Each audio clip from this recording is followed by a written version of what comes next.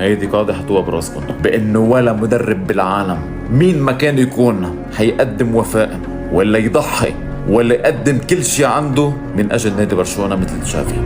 الرجل قدم والرجل تعب والرجل نجح. ايه طبعا نجح لما تشوف مدرب جاي من دوري قطر لأول مرة بتاريخه عم بدرب فريق أوروبي، مش أي فريق، واحد من أعظم وأكبر فرق بالتاريخ نادي برشلونة. لأول مرة مسيرته كروية عم يجي من دوري قطري لأوروبا ليجي يدرب فريق نادي برشلونة يلي ترعرع فيه وكبر فيه وأصبح أسطورة فيه لحتى يربحهم بالآخر الدوري الإسباني وكأس السوبر من بعد ما غاب عليهم سنوات.